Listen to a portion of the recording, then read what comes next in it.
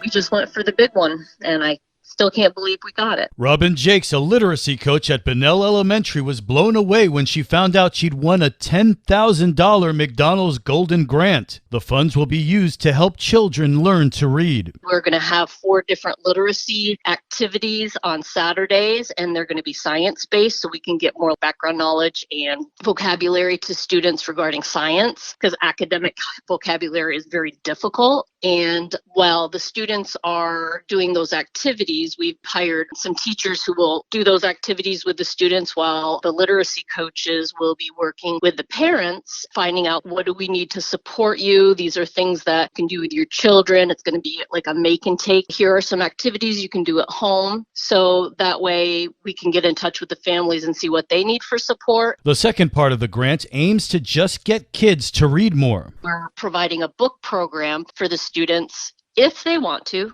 It's not mandatory, but they will be able to take home 5 picture books, or if you're older, you can take home a chapter book, and that counts as 5 books. So our goal is that we want our students to try to read 50 books with a family member or a close friend. Jake says literacy is a top priority for Flagler schools. Everybody is working really hard on literacy. There were new standards that came out, and we know that with COVID, there's some gaps that our students have, and that our county, from our administration, our teachers who are working hard, all the way up to teaching and learning and our administrators, everybody is on board to do whatever it takes to help these kids read. Bunnell Elementary's goal is to have all students reading at grade level by the 3rd grade. This local news is a service of Flagler County's Toyota dealer, Beaver Toyota, US 1 St. Augustine, here to wow you.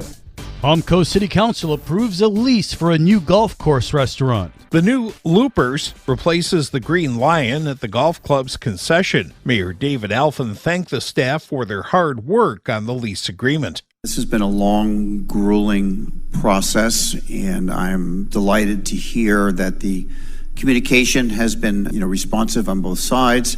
This agreement conforms to the direction that I had offered along with City Council so many months ago and gets us to that point. City Council member Kathy Hyder did have one concern. During the transition period where they move over to Beachfront Grill, taking it over, and they're going to be costs, they may make changes or whatever to the premises. I'm concerned about who will cover that cost so that it doesn't affect the taxpayers here in city. Co-owner Jamie Bordeaux told the council why they're looking forward to the new Loopers location. In this very short time, I will be in an enviable position. For an American male, I will be able to get to the gym at 4 o'clock.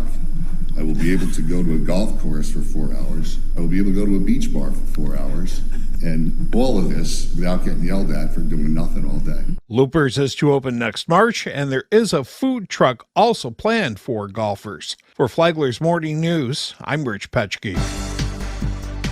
A Putnam County woman is arrested after deputies say she abused someone in her care. Recently, the Flagler County Sheriff's Office responded to a complaint of a suspicious incident at the Palm Coast Community Center. When officers arrived, a citizen explained 30-year-old Chelsea Payne of San Mateo, Florida, had possibly physically abused a disabled man on the property. Surveillance footage proved the awful incident was true. Flagler County Sheriff Rick Staley. This shows you how serious our detectives take cases of abusing disabled individuals. If you are in the need of hiring someone to take care of a disabled individual, be sure to check out the company that they're working for and the history of this company and the individual. Payne was arrested and released on bond. Sheriff Staley adds this supposed caretaker clearly didn't show any care or compassion while she was abusing a disabled person. For Flagler's Morning News, I'm Karen Johnson.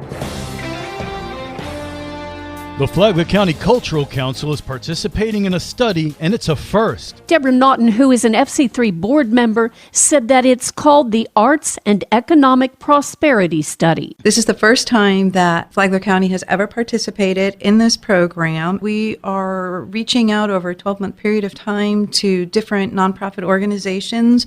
related to arts and culture and history in Flagler County to measure the economic impact that arts have within our community. Naughton said that the goal is 800 surveys over 12 months. So far, they're at about 160. She added that it's a huge report and she should find out where Flagler County fits nationally in October of next year. Listen to Lifeline on WNZF Saturday mornings at 9 and on the Flagler radio app. Tomorrow, why is Jay Shear on the FC3 board? From the WNZF newsroom, I'm Deb Albertson. And now you're up to date on Flagler's Morning News. I'm Rich Carroll.